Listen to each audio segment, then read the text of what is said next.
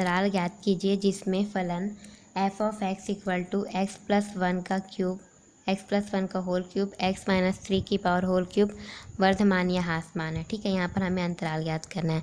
सबसे पहले फंक्शन दिया है f of x equal to x plus one का क्यूब और एक्स माइनस थ्री का क्यूब। एफ डैश एक्स निकालते हैं। एफ डैश एक्स निकालेंगे तो ये प्रथम फलन, सेकंड फलन, प्रथम फलन को एज इट इज रख दिया।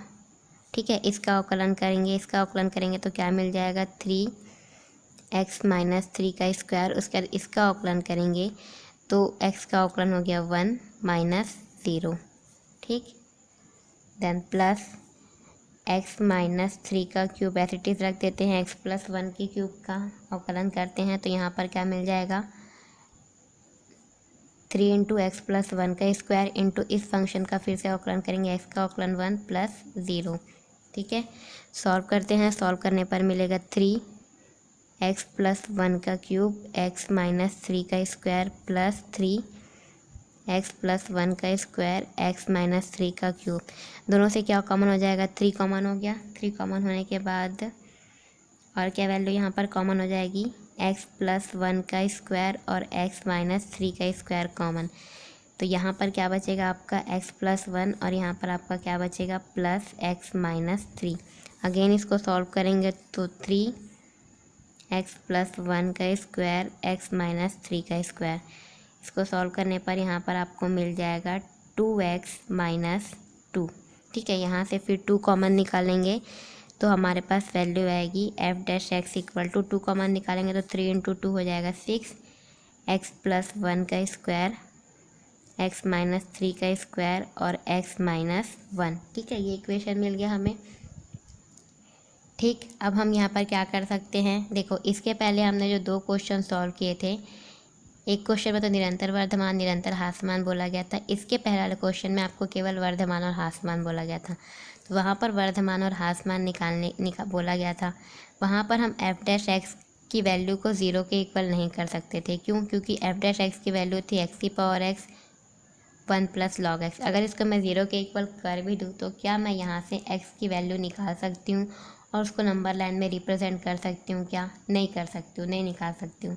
लेकिन यहाँ पर मैं एफ डैश एक्स की वैल्यू को एक्स के इक्वल करके वैल्यू निकाल सकती हूँ। ठीक है, तो यहाँ पर f dash x equal to zero कर देते हैं। जब f dash x equal to zero करते हैं तो यहाँ पर हो जाएगा सिक्स एक्स प्लस वन का स्क्वायर, एक्स माइनस थ्री का square, x minus one equal to zero. ठीक है, यहाँ से आपको x की वैल्यू मिल जाएगी, यहाँ से आपको x की वैल्यू मिलेगी माइनस वन, यहाँ से वैल्यू मिलेगी प्लस वन और यहाँ से वैल्यू मिलेगी आपको थ्री। तो आपको x की तीन वैल्यू मिलती है। ठीक है, अब इस x की तीन वैल्यू को मैं नंबर लाइन में रिप्रेजेंट कर सकती हूँ कुछ इस प्रकार।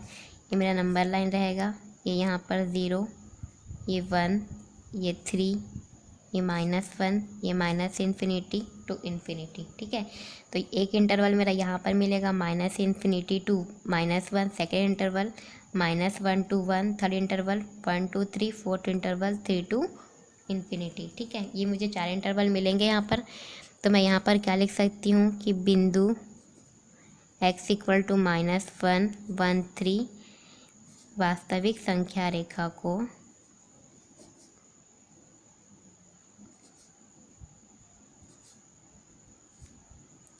चार असंयुक्त अंतराल में विभाजित करता है।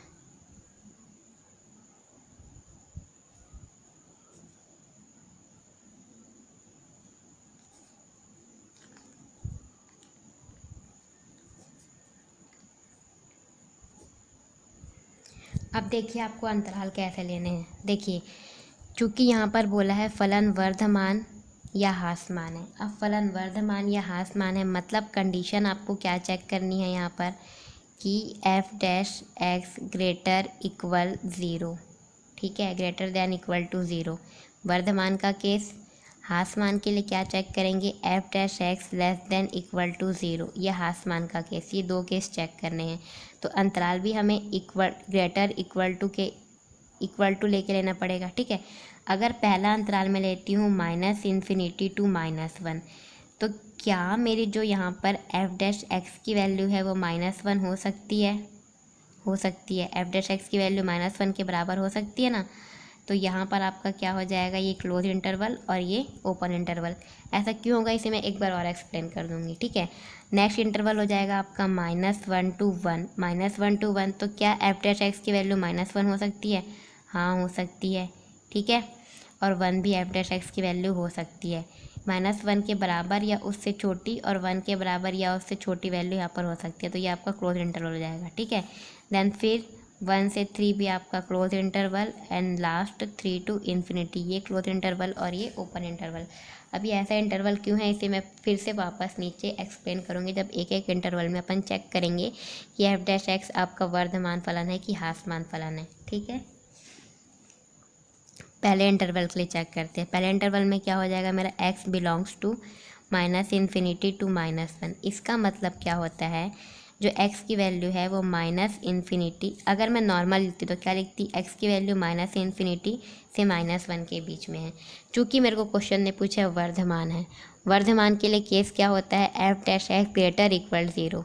इक्वल का भी केस हो सकता है, मतलब x की वैल्यू -इन्फिनिटी के इक्वल जा सकती है क्या, नहीं, x की वैल्यू -इन्फिनिटी के इक्वल कभी नहीं होगी।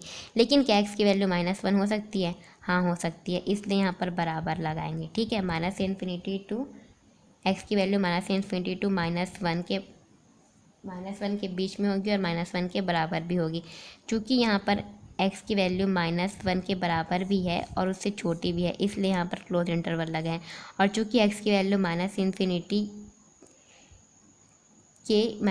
से बड़ी होगी, ठीक है, -इन्फिनिटी कभी नहीं होगी, इसलिए यहाँ पर क्लोज इंटरवल लगाएं। अगर यहाँ पर मैं क्या कर दूँ, इक्वल लगा दूँ तो ये भी क्लोज इंटरवल हो जाएगा। लेकिन चूँकि x की वैल्यू -इन्फिनिटी कभी नहीं हो सकती, इसलिए यहाँ पर क्या है आपका ओपन इंटरवल है, ठीक है। ये तो हो गई x की वैल्यू जो है -इन्फिनिटी से -1 के बीच में होगी और इक्वल टू -1 भी हो सकती है। अब हम एफ डैश एक्स को चेक कर लेते हैं, ठीक है। एफ डैश एक्स मेरा क्या है, 6 है, x+1 का स्क्वायर है, x-3 का स्क्वायर है और x-1 है। तो चेक कर लेते हैं कि आपका कौन सा पॉजिटिव होगा, कौन सा नेगेटिव होगा, ठीक है। ये मेरे पास इंटरवल है, ठीक है। अब यहाँ पर आप चेक कर लेते हैं, कैसे चेक करेंगे, देखो इसको चेक कैसे करेंगे। यहाँ पर क्या बोला है, x की वैल्यू -इन्फिनिटी टू -1 है, यानी कि ये ले लेते हैं, ये आपका 0 हो गया, ये -1 और ये आपका हो गया -इन्फिनिटी, ठीक है। मतलब x की जितनी वैल्यू है वो सारी माइनस में रहेगी। तो यहाँ पर देखो पहला फंक्शन आपका क्या है, x+1 का स्क्वायर है। देखो स्क्वायर वाली जो भी वैल्यू है, स्क्वायर वाला का भी फंक्शन है वो ऑलवेज पॉजिटिव होता है, ठीक है, चाहे आप x की वैल्यू पॉजिटिव रखो या नेगेटिव, ये हम जानते हैं। अब चूँकि यहाँ पर x की वैल्यू सारी नेगेटिव है, मतलब यहाँ पर अगर आप -2 रख दो, है ना, यहाँ पर अगर आप -2 रख दो तो -2 + 1, -1 का स्क्वायर आपको क्या मिल जाएगा, +1 मिल जाएगा, ठीक है। मतलब x की वैल्यू क्या होगी, 0 से बड़ी होगी। x+1 का स्क्वायर की वैल्यू, ये पूरी वैल्यू 0 से बड़ी होगी, ये तो कन्फर्म है। अब x की वैल्यू -1 के बराबर भी है, तो यहाँ पर मैं -1 रख के चेक करती हूँ। -1 + 1 का स्क्वायर, यानी कि x+1 का स्क्वायर की वैल्यू 0 के इक्वल भी हो जाएगा। मतलब यहाँ पर आप बोल सकते हो x+1 का स्क्वायर ग्रेटर दैन 0 और ग्रेटर दैन इक्वल टू 0 होगा, ठीक है। वापस रिपीट करती हूँ, किसी भी फंक्शन का अगर स्क्वायर दिया है तो वो ऑलवेज वो वैल्यू क्या होती है, पॉजिटिव होती है, ये हम सभी जानते हैं। आप x की कोई भी नेगेटिव वैल्यू यहाँ पर रख दो, उसका स्क्वायर है मतलब ये पॉजिटिव ही आएगा, मतलब x ग्रेटर दैन 0 है, ये तो कंफर्म है। अब इक्वल टू भी तो लगा है यहाँ पर कि x की वैल्यू -1 के इक्वल भी हो सकती है, तो यहाँ पर -1 पुट करके भी देख लेते हैं। यहाँ पर x की वैल्यू जब -1 पुट करते तो क्या 0 आ रहा है, हाँ आ रहा है, मतलब x+1 का स्क्वायर की वैल्यू 0 भी हो सकती है और ग्रेटर दैन 0 भी हो सकती है, ठीक। नेक्स्ट केस है मेरा, नेक्स्ट वाला फंक्शन है मेरा x-3 का स्क्वायर। तो चूँकि ये x-3 का स्क्वायर है, तो ये वाला भी स्क्वायर फंक्शन है, मतलब ये भी ऑलवेज ग्रेटर दैन 0 होगा, ठीक है। क्योंकि यहाँ पर आप x की वैल्यू कुछ भी पुट करो ना, ग्रेटर दैन 0 ही आना है वैल्यू को, क्योंकि स्क्वायर है। अब यहाँ पर x की वैल्यू -1 पुट कर लेते हैं। यहाँ पर अगर x की वैल्यू -1 पुट करेंगे तो ये x-3 का स्क्वायर, -1, ये आपका x-3 का स्क्वायर, ठीक है। यहाँ पर x की जगह पर -1 पुट करते हैं और ये -3 का स्क्वायर क्या हो जाएगा, ये आपका हो जाएगा -4 का स्क्वायर यानी कि 16 हो जाएगा। मतलब x की वैल्यू जब -1 पुट कर रही हूँ तो क्या ये फंक्शन 0 हो रहा है? नहीं हो रहा है। मतलब ये वैल्यू क्या होगी? ऑलवेज ग्रेटर देन 0 होगी, ठीक है, लेकिन इक्वल टू 0 नहीं हो सकती। अब थर्ड केस देखते हैं, x-1, ठीक है, तो x-1 है। अब x की वैल्यू कुछ भी पुट कर लो, माइनस वाली वैल्यू कुछ भी पुट कर लो, यहाँ पर ये फंक्शन क्या हो जाएगा मेरा? ऑलवेज लेस देन 0 हो जाएगा, ठीक है ना। ये देख लो, ये हो गया x-1, x की वैल्यू मैं चलो -1 ही पुट करती हूँ, -1 क्या हो गया? -2। मतलब x की वैल्यू -1 के इक्वल भी है और -1 से छोटी भी है। मतलब अगर x की वैल्यू -1 से और छोटी लेती हूँ, -2 लेती हूँ चलो, तो ये -2 -1 -3। मतलब यहाँ पर x-1 की वैल्यू मेरी क्या हो रही है? लेस देन 0 आ रही है, जब x की वैल्यू -1 से छोटी है तब। और जब x की वैल्यू -1 के बराबर है तब भी क्या आ रहा है? लेस देन 0 ही आ रहा है, ठीक है। तो x-1 मेरा यहाँ पर क्या हो जाएगा? लेस देन 0 हो जाएगा। तो अब आपका इक्वेशन यहाँ पर क्या दिया है? f' x = 6 x + 1 का स्क्वायर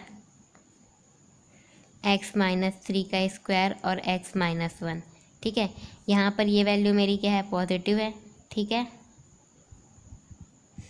ये वाली वैल्यू भी मेरी क्या है? पॉजिटिव है। ये वाली वैल्यू भी मेरी क्या है? पॉजिटिव है। और ये वाली वैल्यू मेरी निगेटिव है। ये वैल्यू पॉजिटिव, ये वैल्यू भी पॉजिटिव है, ग्रेटर देन 0, ये वैल्यू पॉजिटिव, ये वैल्यू नेगेटिव, ठीक है। इसका मतलब ओवरऑल मेरी वैल्यू क्या हो रही है? निगेटिव आ रही है कि पॉजिटिव आ रही है? निगेटिव आ रही है, ठीक है। मतलब f' की वैल्यू लेस देन 0 तो है, ये कन्फर्म है। लेकिन अब इक्वल का केस बन रहा है कि नहीं बन रहा है? यहाँ पर बन रहा है कि इक्वल का केस, ठीक है। तो यहाँ पर हम इक्वल भी लगाएंगे, क्योंकि ये जो x + 1 का स्क्वायर वैल्यू है, अगर ये 0 के इक्वल हो जाता है तो ये पूरी वैल्यू भी मेरी क्या हो जाएगी? 0 के इक्वल हो जाएगी। क्योंकि एक टर्म 0 के इक्वल हो गया तो ऑब्वियसली उसके साथ में जो भी टर्म मल्टीप्लाई में है वो भी क्या हो जाएंगे? मेरे 0 के इक्वल हो जाएंगे। मतलब यहाँ पर आपका क्या हो रहा है? f' लेस देन इक्वल 0 आ जा रहा है। इसका मतलब क्या है कि जो f' है वो अंतराल -∞ to -1 में आपका क्या होगा? हासमान फलन होगा। तो हम यहाँ पर क्या लिखेंगे? f(x) अंतराल -∞ to -1 में हासमान फलन है, ठीक है। अब नेक्स्ट कंडीशन चेक करते हैं। नेक्स्ट अंतराल है मेरा अंतराल x बिलोंग्स टू -1 to 1 के लिए।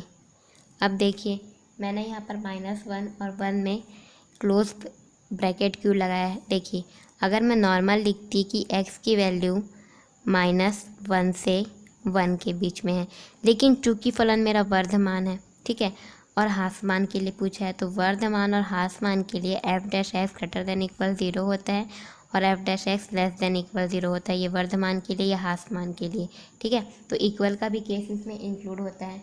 तो मैं अंतराल को भी इक्वल के केस में चेक करूँगी कि x की वैल्यू भाई -1 के इक्वल जा सकती है? हाँ, जा सकती है। इसलिए यहाँ पर क्या होगा? इक्वल का केस आएगा। और यहाँ पर x की वैल्यू 1 के इक्वल हो सकती है, तो हो सकती है, इसलिए यहाँ पर भी क्या होगा? इक्वल का केस आएगा, ठीक है। तो x की वैल्यू क्या होगी? -1 से 1 के बीच में तो होगी, या फिर x की वैल्यू -1 भी हो सकती है और 1 भी हो सकती है, ठीक है। तो इसके लिए यहाँ पर ये क्लोज इंटरवल और इसके लिए यहाँ पर ये क्लोज इंटरवल, ठीक। फर्स्ट हमें चेक करना है x + 1 के स्क्वायर के लिए, ठीक है। x + 1 का स्क्वायर है, चूँकि x + 1 का स्क्वायर है, स्क्वायर वाला फंक्शन ऑलवेज ग्रेटर देन 0 होता है, ठीक है। ये मैंने पहले ही बताया था, एक बार और देख लेते हैं। चूँकि x की वैल्यू -1 और 1 के बीच में है, तो अगर -1 1 के बीच में मेरा क्या आता है? 0, यानी कि x + 1 का स्क्वायर। अब x की जगह मैं 0 पुट करके देखूँगी तो मुझे क्या मिलेगा? 0 + 1 का स्क्वायर, तो क्या मिल जाएगा? 1, ठीक है। मतलब x -1 से 1 के बीच में है, तब x की वैल्यू क्या है? 0 से बड़ी है, क्योंकि यहाँ पर क्या मिल रहा है? 1 मिल रहा है, ठीक है। नेक्स्ट है x की वैल्यू 1 के इक्वल भी है। x की वैल्यू 1 के इक्वल करोगे तो यहाँ पर क्या हो जाएगा? 1 + 1 का स्क्वायर यानी कि 2 का स्क्वायर। मतलब जब x की वैल्यू 1 पुट करते हैं तब भी x + 1 के स्क्वायर की वैल्यू क्या होती है? ग्रेटर देन 0 पुट प्राप्त होती है। अब x की वैल्यू -1 पुट करते हैं, तो यहाँ पर x की वैल्यू जब -1 पुट करेंगे तो -1 + 1 का स्क्वायर यानी कि 0, यानी कि जब x की वैल्यू मैं -1 रखती हूँ तब जो x + 1 का स्क्वायर है वो मुझे 0 के इक्वल मिलता है, ठीक है, तो यहाँ पर इक्वल का भी केस लगेगा। तो -1 से 1 के बीच में देखते हैं। ठीक है, तो जब x -1 से 1 के बीच यानी कि 0 वाला केस -1 और 1 के बीच में 0 आता है। तो जब बीच वाली वैल्यू लेते हैं -1 से 1 के बीच में तो x+1 का होल स्क्वायर ग्रेटर देन 0 मिलता है। जब x की वैल्यू 1 पुट करते हैं तब भी ये वैल्यू क्या होती है, ग्रेटर देन 0 मिलती है। लेकिन जब x की वैल्यू -1 पुट करती हूँ तब x+1 का होल स्क्वायर 0 के बराबर हो जाता है। मतलब x+1 का होल स्क्वायर क्या है, ग्रेटर देन 0 भी मिलेगा और इक्वल टू 0 भी मिलेगा। ठीक है, नेक्स्ट x-3 का होल स्क्वायर देखते हैं। चूँकि x-3 का होल स्क्वायर है, आप x की वैल्यू 0 पुट कर लो। ठीक है, 0 पुट करोगे तो भी क्या मिलेगा, ग्रेटर देन 0 मिलेगा। 1 पुट करोगे तो भी ग्रेटर देन 0 मिलेगा और -1 भी पुट करोगे x की जगह पर तब भी ये क्या मिलेगा, ग्रेटर देन 0 ही मिलेगा। नेक्स्ट x-1 देखते हैं। अब चूँकि x-1 के लिए देखो, चलो ये x-1 है। फर्स्ट केस यहाँ पर देखते हैं कि x की वैल्यू -1 और 1 के बीच में है, मतलब x की वैल्यू 0 हो सकती है। तो यहाँ पर 0 पुट करेंगे तो 0 - 1 क्या मिला, माइनस, यानी कि जब -1 और 1 के बीच में है वैल्यू तब ये फंक्शन क्या होता है, लेस देन 0 होता है। ठीक, अब 1 के लिए देखते हैं। जब x = 1 रख दूँगी तो 1 - 1 0, हाँ जब x की वैल्यू 1 पुट करूँगी तब ये 0 के इक्वल हो जाता है। और जब -1 पुट करूँ तो -1 - 1 -2 हो गया। मतलब जब x की वैल्यू -1 पुट करूँगी तब ये फंक्शन क्या मिलता है मुझे, -2, यानी कि 0 से छोटा, यानी कि लेस देन 0। ठीक है, अब f' चेक कर लो आप। f' चेक करने के लिए देखो, ये 6 आपका क्या है, पॉजिटिव है। x+1 का होल स्क्वायर क्या है, ये भी पॉजिटिव है। x-3 का होल स्क्वायर ये भी पॉजिटिव है, लेकिन x-1 आपका क्या है, निगेटिव है। और एक फंक्शन यहाँ पर निगेटिव हो गया, बाकी सब पॉजिटिव, यानी कि ओवरऑल मेरा फंक्शन क्या हो गया, f' लेस देन 0। लेकिन इक्वल का केस आएगा कि यहाँ पर इक्वल टू 0 का केस आएगा, क्योंकि देखो x+1 का होल स्क्वायर क्या है, 0 के इक्वल हो सकता है।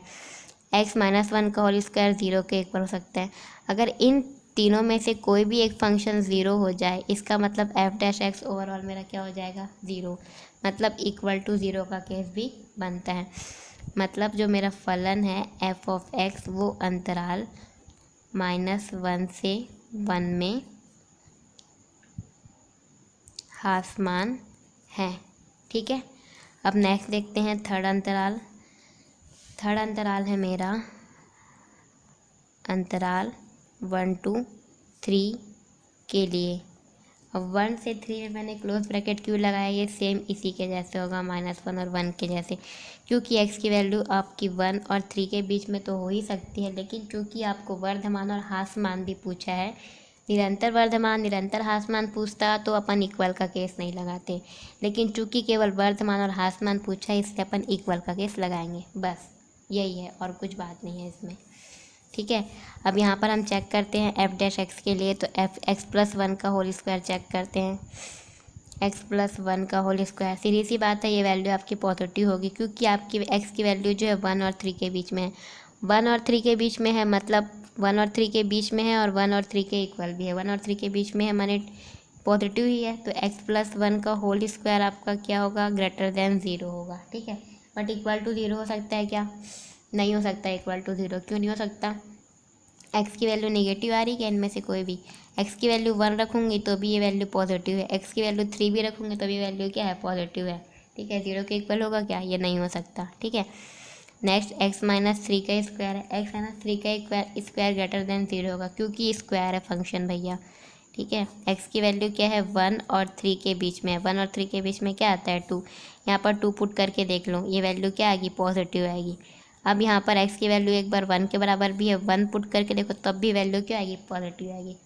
लेकिन x की वैल्यू एक बार 3 भी है ना, 3 के इक्वल भी है। तो अगर मैं यहाँ पर 3 पुट करूँगी तो 3 - 3 क्या हो गया, 0, यानी कि x - 3 का होल स्क्वायर 0 भी आ रहा है, यानी कि इक्वल टू 0 का केस भी यहाँ पर बनेगा। ठीक, नेक्स्ट देखते हैं x-1 के लिए।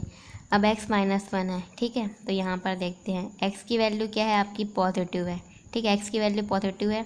अगर मैं x की वैल्यू 1 पुट करूँ यहाँ पर, तो 1 - 1 क्या आ रहा है, 0 आ रहा है। मतलब 1 पुट करने पर वैल्यू क्या आ रही है मेरी, 0 आ रही है। अब यहाँ पर अगर 2 पुट करती हूँ तो वैल्यू क्या आ जाती है पॉजिटिव, और 3 पुट करने पर ये वैल्यू क्या आ जाती है पॉजिटिव, यानी कि x-1 ग्रेटर देन इक्वल क्या हो जाएगा 0 हो जाएगा।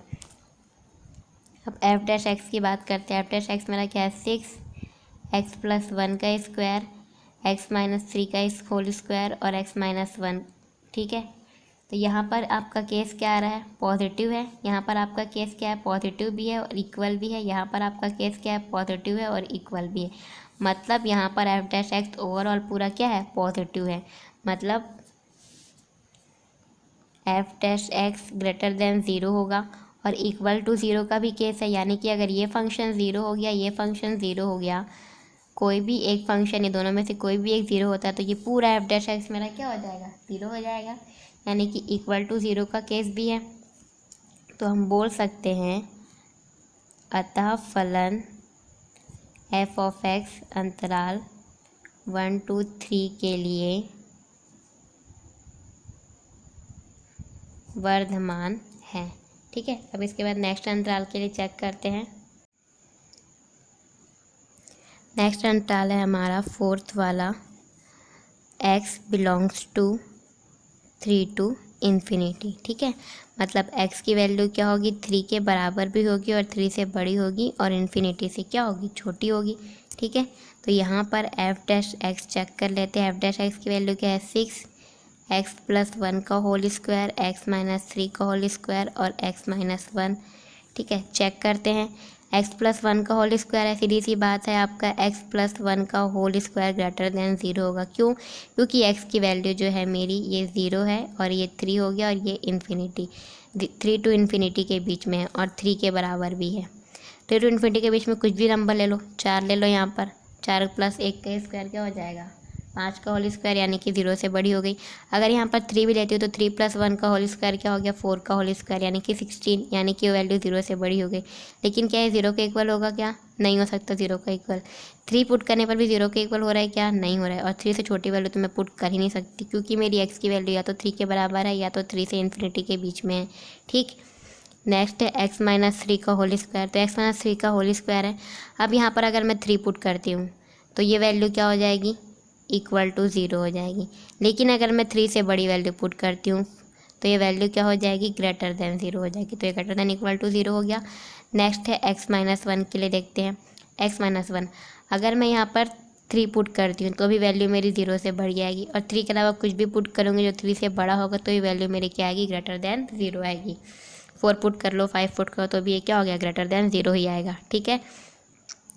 मतलब ओवरऑल जो आपका एफ डैश एक्स है ये भी पॉजिटिव, ये भी पॉजिटिव, ये भी पॉजिटिव, मतलब F dash x greater than 0 है और साथ में इक्वल टू 0 का केस भी आएगा। क्यों? क्योंकि x-3 का होल स्क्वायर अगर इक्वल 0 हो जाता है तो ये पूरी वैल्यू, अगर ये इक्वल टू 0 हो जाता है तो ये एफ डैश एक्स भी पूरा आपका क्या हो जाएगा 0 हो जाएगा, ठीक है। तो यहाँ पर हम क्या लिखेंगे अंतराल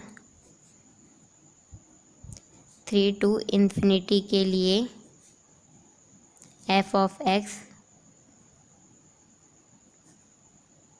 वर्धमान है, ठीक है। तो अब कौन कौन से फंक्शन में ये वर्धमान है, कौन कौन से में ह्रासमान है, तो लिख लेते हैं। अतः फलन एफ ऑफ एक्स अंतराल, देखो फर्स्ट और सेकंड के लिए आपका इसमें ये क्या था ह्रासमान था, ठीक है। अंतराल हमने क्या लिया था अंतराल 1 2 3 यूनियन 3 टू इन्फिनिटी के लिए वर्धमान है तथा अंतराल -∞ टू -1 यूनियन -1 से 1 के लिए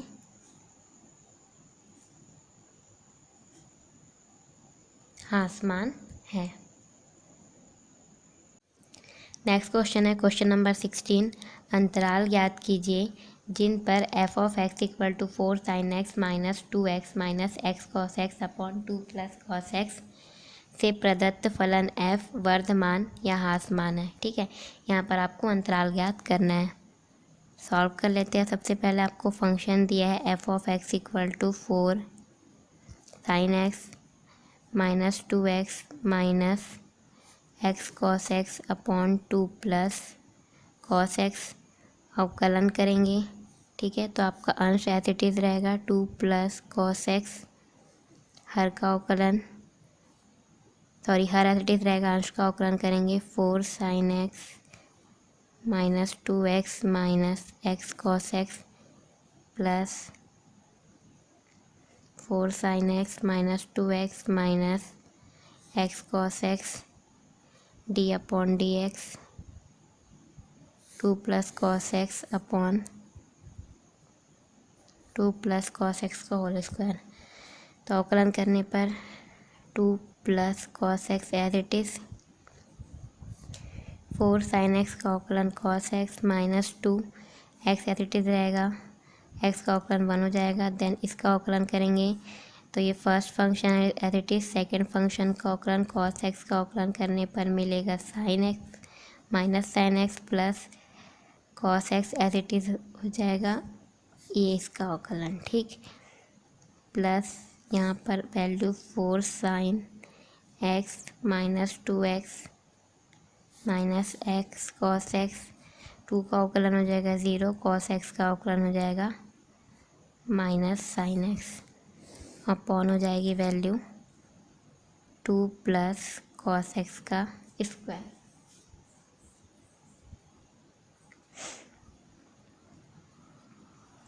F dash x equal to solve करेंगे।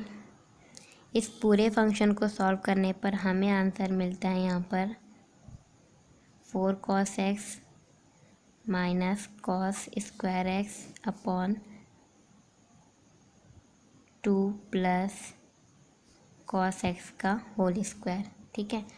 अगेन इसको सॉल्व करेंगे, यहाँ से cos x आपका कॉमन हो जाएगा, वैल्यू बचेगी 4 minus cos x upon 2 plus cos x का होल स्क्वायर, ठीक। ये एफ डैश एक्स की वैल्यू निकल गई। अब हमें पूछा है क्वेश्चन में कि फलन वर्धमान है और ह्रासमान है, ठीक है।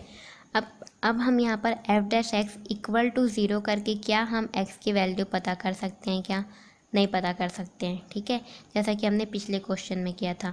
इसलिए हम सीधा यहाँ पर लेते हैं कि एफ ऑफ एक्स वर्धमान है, ठीक है। आपको अंतराल ज्ञात करना है, तो अंतराल ज्ञात करने के लिए हम क्या करते हैं, एफ डैश एक्स को इक्वल टू 0 लेते थे और एक्स की वैल्यू निकालते थे, ठीक है। उसके बाद हम अंतराल पता करते थे, उस अंतराल में फिर चेक करते थे कि कौन से अंतराल में वर्धमान है, कौन से अंतराल में ह्रासमान है। लेकिन चूंकि हम यहाँ पर अंतराल ज्ञात नहीं कर सकते हैं, ठीक है, क्योंकि एक्स की वैल्यू से यहाँ पर अंतराल ज्ञात करना संभव नहीं है, ठीक है। तो सीधा हम एफ ऑफ एक्स वर्धमान कब होता है ये ले लेते हैं, जब f dash x greater than equal 0 हो, तब एफ ऑफ एक्स आपका क्या है, वर्धमान है। अब एफ डैश एक्स की वैल्यू देख लो यहाँ पर, cos x 4 minus cos x upon 2 plus cos x का whole square greater than equal 0, ठीक है। एफ डैश एक्स वर्धमान है, f dash x greater than equal 0, तो इस पूरे फंक्शन को ग्रेटर देन इक्वल टू 0 कर दिया, ठीक है। अब देखिए ये वाला फंक्शन 2 प्लस cos x का होल स्क्वायर, तो कोई भी फंक्शन अगर होल स्क्वायर वाला है वो 0 के इक्वल ही होगा, ये तो हमने पहले भी देखा था, ठीक है। यहाँ पर हम एक चीज़ देख लेते हैं सबसे पहले कि जो cos x की वैल्यू है वो -1 से 1 के बीच में होती है, ठीक है। ये बात हम सभी जानते हैं कि cos x की वैल्यू -1 से 1 के बीच में होती है।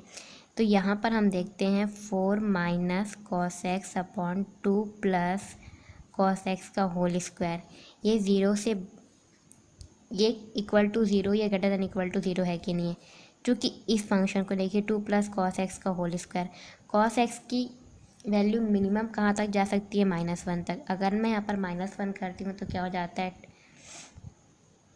1 का होल स्क्वायर हो जाएगा। अगर 1 करूँगे तो ये तो पॉजिटिव वैल्यू ऑलवेज ही रहेगी, ठीक है। मतलब ये वैल्यू ऑलवेज क्या होगी, ग्रेटर देन 0 होगी। बट क्या ये इक्वल टू 0 हो सकती है क्या, नहीं हो सकती, क्योंकि cos की मिनिमम वैल्यू क्या है, -1, मैक्सिमम वैल्यू +1। मिनिमम वैल्यू -1 भी रखोगे तो आपको नंबर पॉजिटिव मिल रहा है, मतलब ये नंबर कभी भी मेरा इक्वल टू 0 नहीं हो सकता। यहाँ पर देखते हैं 4 माइनस cos x, यहाँ पर भी cos x की मिनिमम वैल्यू क्या हो सकती है, -1, मैक्सिमम वैल्यू क्या हो सकती है, 1। मिनिमम वैल्यू -1 यानी कि अगर -1 लिखिए तो माइनस माइनस क्या हो जाएगा, +1 यानी कि 5। और +1 रखोगे तो ये क्या हो जाएगा 3 हो जाएगा। मतलब या तो 5 होगा या तो 3 होगा, ठीक है। मिनिमम वैल्यू और मैक्सिमम वैल्यू की बात कर रही हूँ, ये हो गई बात। मतलब ये वैल्यू भी कभी भी आपका greater than 0 less than equal to 0 नहीं हो सकता। ये दोनों वैल्यू ऑलवेज आपकी क्या होंगी, ग्रेटर देन 0 ही होंगी। तो अब ये जो फंक्शन है इसके वर्धमान होने का केस किस बात पर निर्भर करता है, केवल cos x पर। अगर cos x की वैल्यू ग्रेटर देन 0 हो जाती है तब और इक्वल टू 0 हो जाती है तब ये फलन मेरा क्या हो जाएगा, वर्धमान हो जाएगा, ठीक है। तो अब हम cos x की बात करते हैं। तो cos x की वैल्यू कब 0 होगी और कब एक ग्रेटर देन 0 होगी, हमें यहाँ पर ग्रेटर देन इक्वल टू 0 का केस चेक करना है, ठीक है। तो cos x की वैल्यू पॉजिटिव का होती है फर्स्ट क्वाड्रेंट और फोर्थ क्वाड्रेंट में cos x की वैल्यू पॉजिटिव होती है, ठीक है। फर्स्ट क्वाड्रेंट यानी 0 to π/2 और सेकंड क्वाड्रेंट और थर्ड क्वाड्रेंट फोर्थ क्वाड्रेंट मतलब 3π/2 से 2π। यहाँ पर आपकी cos x की वैल्यू क्या हो जाती है, पॉजिटिव हो जाती है, यानी कि cos x की वैल्यू ग्रेटर देन 0 होगी, ठीक है, इन दोनों क्वाड्रेंट में। ये तो हम जानते हैं। तो यहाँ पर आपका क्या हो जाएगा, x बिलोंग्स टू 0 to π/2, ये एक हो गया यूनियन 3π/2 to 2π, क्योंकि हम जानते हैं कि cos x की वैल्यू जो ये आपका फर्स्ट क्वाड्रेंट है और जो आपका फोर्थ क्वाड्रेंट है दोनों में क्या होती है, पॉजिटिव होती है। फर्स्ट क्वाड्रेंट होता है मेरा 0 to π/2 और लास्ट क्वाड्रेंट या फोर्थ क्वाड्रेंट होता है मेरा 3π/2 to 2π। नेक्स्ट क्या है कि f ऑफ x हासमान है, यानी कि f dash x less than equal 0।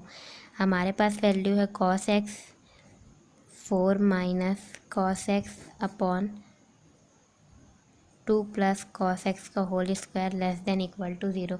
चूँकि मैंने कहा था कि जो cos x की वैल्यू है वो -1 से 1 के बीच में होती है, या तो -1 के बराबर होती है और 1 के बराबर भी हो सकती है, ठीक है। मतलब ये जो आपका 4 माइनस cos x है और 2 प्लस cos x का होल स्क्वायर है, ये ऑलवेज आपका ग्रेटर देन 0 होगा, कभी भी ये वैल्यू लेस देन 0 नहीं हो सकती है, ठीक है। अब डिपेंड करता है cos x पर। तो cos x की वैल्यू लेस देन 0 कब होती है ये देखते हैं। तो ये आपका सेकेंड क्वाड्रेंट और ये आपका थर्ड क्वाड्रेंट, दोनों में cos x की वैल्यू क्या होती है, लेस देन 0, यानी कि π/2 to π to 3π/2, यानी कि π/2 से लेके 3π/2 तक ये दोनों क्वाड्रेंट में cos x की वैल्यू क्या हो जाती है, लेस देन 0, ठीक है। तो यहाँ पर आप क्या लिखोगे, x बिलोंग्स टू π/2 to 3π/2। यहाँ पर cos x की वैल्यू क्या हो जाती है, 0 से छोटी हो जाती है, ठीक है, माइनस में हो जाती है। बट तो यहाँ पर हम इसको और किस प्रकार लिख सकते हैं कि जो x की वैल्यू है वो π/2 से 3π/2 में क्या हो जाती है, 0 हो जाती है। लेकिन हम ये भी जानते हैं कि जो cos x की वैल्यू है वो π/2, जब cos x की वैल्यू को मैं π/2 के बराबर करूँगी, cos π/2 की वैल्यू क्या हो जाती है, 0, और cos 3π/2 की वैल्यू भी क्या हो जाती है, 0। तो यहाँ पर इंटरवल आपका ओपन लगेगा क्या, नहीं, यहाँ पर आपका क्या लगेगा, क्लोज इंटरवल। बस मेरे को यही बताना था यहाँ पर, ठीक है। ये तो है कि π/2 से लेकर 3π/2 तक दोनों क्वाड्रेंट में cos x की वैल्यू क्या हो जाती है, नेगेटिव होती है। लेकिन cos π/2 पर और cos 3π/2 पर cos की वैल्यू 0 भी हो जाती है। इसलिए इस चीज़ के लिए यहाँ पर एक क्लोज इंटरवल और इसके लिए यहाँ पर क्लोज इंटरवल, ठीक है। तो यहाँ पर आप क्या लिखोगे कि f ऑफ x π/2 to 3π/2 में हासमान है, ठीक है। तो ये क्वेश्चन हमारा यहीं पर सॉल्व होता है।